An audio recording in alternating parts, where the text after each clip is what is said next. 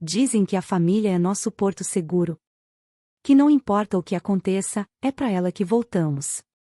Por muito tempo, eu acreditei nisso.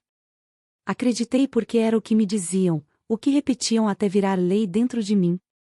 E eu segui essa lei como quem cumpre uma promessa sagrada. Meu nome é Maia. Sou filha da Célia e do Roberto. Irmã mais velha do Vitor. Durante anos, fui o pilar dessa família. A filha que dizia sim, que ajudava, que se doava inteira. A mulher que ouvia desaforos, aguentava críticas, fazia favores e ainda sorria no final. Por muito tempo, achei que amor era isso, sacrificar a si mesma pelo bem dos outros. Mas sabe o que ninguém te conta? Que quando você começa a dizer não, o amor dele some. Tudo começou a ruir no dia em que decidi fazer diferente. Comecei a colocar limites. Comecei a negar os empréstimos que eles me pediam sempre, deixei de pagar as contas de cartão de crédito deles, de Netflix e de todas as outras despesas que, quando eles não conseguiam pagar, sempre me pediam. Eu antes fazia, mas decidi colocar um basta, colocar um limite. Afinal tinha que priorizar meus filhos, meu marido e a mim. Vitor, meu irmão, sempre foi o protegido. O filho que nunca errava, mesmo quando estava nitidamente errado. E, claro, tudo que ele fazia de ruim era minimizado, enquanto meus acertos viravam obrigação. Era como se eu estivesse sempre em dívida. Uma dívida invisível, eterna. A última gota, no entanto, não foi com o Vitor. Foi com meus pais. Depois de me pedirem para que eu pagasse o aluguel de 3 meses que eles haviam deixado de pagar, pois tinham usado o dinheiro para viajar com Vitor. Depois de anos lidando com esses tipos de chantagens emocionais e pedidos velados, eu finalmente disse: chega. Foi difícil. O silêncio deles veio pesado. Mas pela primeira vez eu senti algo diferente, alívio. Gabriel, meu companheiro, foi o primeiro a perceber. Ele olhou para mim um dia, depois de uma visita particularmente amarga da minha mãe, e disse: Maia, você percebe que volta dessas conversas sempre mais triste do que foi? Naquele momento, caiu uma ficha que eu vinha adiando há anos. Era verdade. Aquela não era uma relação saudável. Nunca foi. Claro que o rompimento não foi bem aceito. Vitor apareceu na minha casa uma semana depois, com aquele tom condescendente de sempre, tentando me fazer entender. Como se eu fosse uma criança rebelde. Ele queria que eu pedisse desculpas. Por ter dito não. Por ter defendido meus filhos. Por ter me defendido. Sofia e Noah, meus pequenos, estavam na sala. E eu lembro exatamente do olhar assustado deles ao verem o tio gritando com a mamãe. Isso me deu força. Eu segurei firme, olhei para Vitor e disse: aqui quem grita não entra. Ele saiu batendo a porta. No dia seguinte, Célia me mandou uma mensagem. Um textão, como ela sempre fazia. Daqueles cheios de floreios, passivo-agressividade, e frases como: você era tão diferente antes desse homem entrar na sua vida. Ah, sim, a culpa era do Gabriel. Era sempre mais fácil achar um culpado externo do que admitir que, talvez, eu tivesse acordado. E eu tinha acordado para um mundo onde amor não é controle, onde respeito não é moeda de troca, onde eu não preciso me anular para ser aceita. Célia e Roberto ainda tentaram apelar. Usaram os netos como argumento. Você vai afastar as crianças dos avós, diziam. Como se tivessem alguma relação afetiva real com eles. Não ligavam no aniversário, nunca perguntavam como estavam, mas, de repente, viraram os avós do ano. Decidi então que era hora de proteger o que realmente importava, minha paz e meus filhos. Comecei a terapia. Nunca imaginei o quanto seria transformador. Pela primeira vez, me vi como alguém que também merecia cuidado. E não só o cuidado que eu oferecia aos outros, o que eu recebia. Ou melhor, o que eu aprendi a dar a mim mesma. Sofia e Noah começaram a se abrir mais. Riam com mais leveza. Gabriel estava mais presente do que nunca. Nossa casa virou refúgio. Uma bolha de afeto, segurança e verdade. Mas como toda boa história de reconstrução, o passado não aceita ser ignorado tão fácil.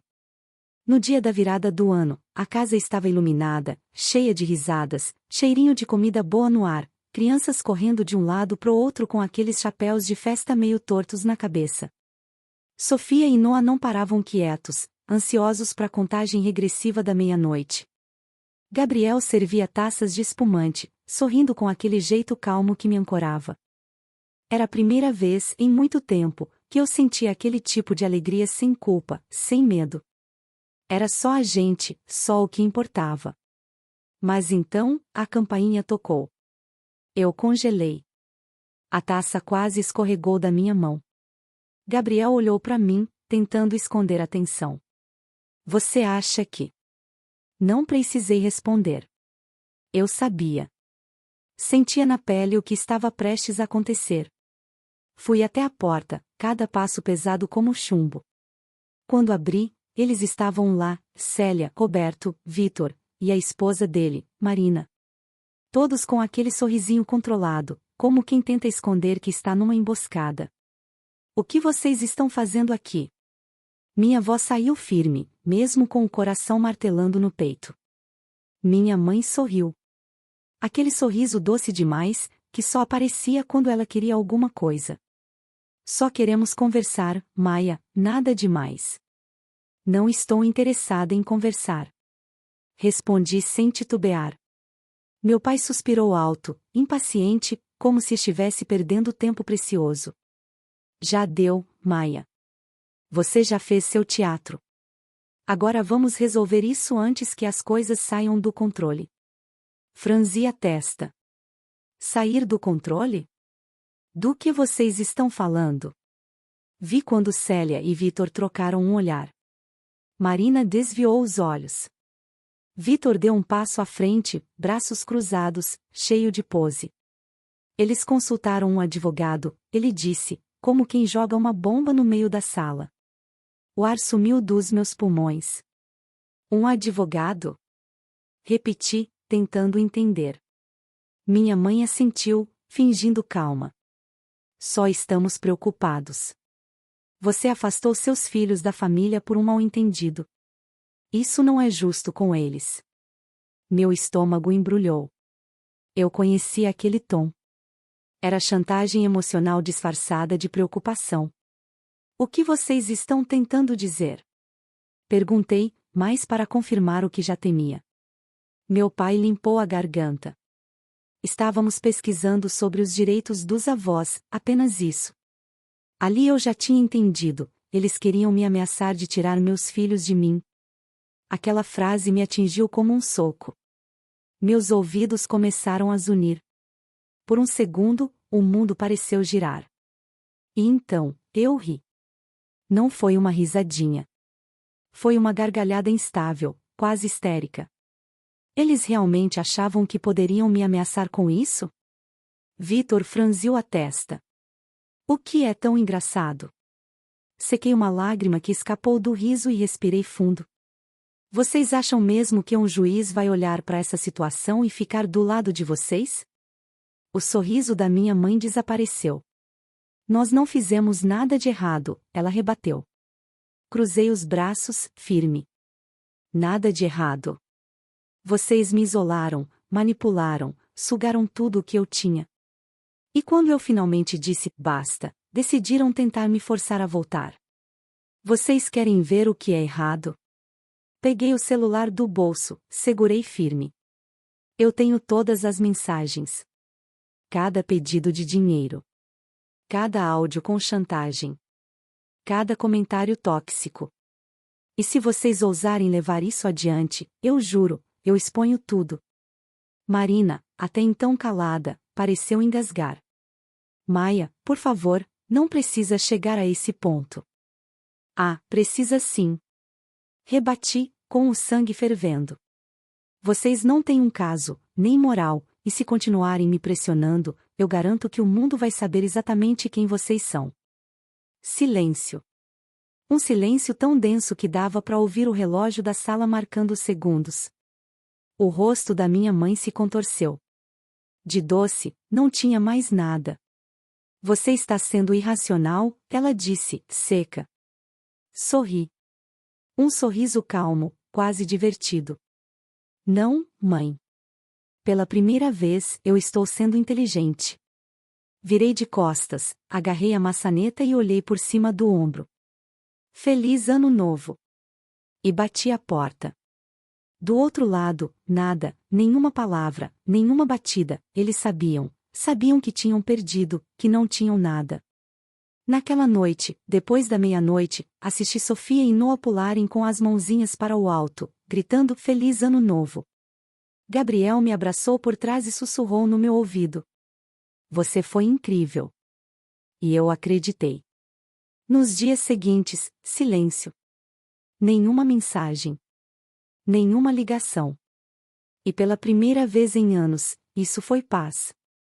Os dias seguintes foram estranhamente silenciosos. Nenhuma notificação no celular. Nenhuma ligação não identificada. Nenhum bilhete deixado na caixa de correio. O mundo parecia ter dado uma pausa, e dessa vez, eu não corri para preencher o vazio. Eu o acolhi. No começo, confesso que desconfiei. Pensei que o silêncio era só a calmaria antes da próxima tempestade, mas a tempestade não veio. E aos poucos, aquele silêncio foi deixando de ser ameaça e virou alívio. Um tipo novo de paz começou a se instalar. Uma que eu nunca tinha conhecido antes. E foi aí que percebi o quanto eu estava acostumada com o caos. A dor tinha virado meu habitat natural por tanto tempo que eu nem sabia mais viver sem ela. Mas naquela nova quietude, algo dentro de mim começou a florescer. Os dias viraram semanas, e eu fui reconstruindo meus próprios rituais. Comecei a cuidar do jardim, sem pressa. Passei a fazer caminhadas com Gabriel ao entardecer, enquanto as crianças andavam de bicicleta. Sofia me contou que queria aprender a desenhar. Noah me pediu ajuda para montar um robô com sucata. E eu ali, presente. Sem distrações, sem medo de um telefonema arruinar meu dia, sem ter que preparar defesas emocionais antes de abrir uma mensagem. Era como respirar ar puro depois de anos num ambiente viciado.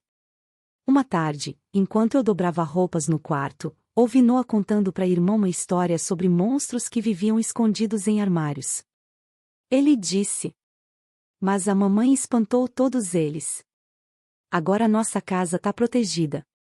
Aquilo me atingiu no peito com uma ternura indescritível. Eu não tinha noção de como eles estavam observando tudo. Sentindo tudo. Mesmo sem entender os detalhes, eles sabiam. Sabiam que algo havia mudado. Que a mãe deles tinha finalmente tomado as rédeas da própria história. E, pela primeira vez, eu senti que estava sendo a mulher que eu queria que eles vissem como exemplo. Meses depois, numa manhã de primavera, abri as janelas da sala e deixei a brisa entrar. O aroma das flores recém-desabrochadas se espalhou pela casa. Gabriel estava no quintal, brincando com as crianças.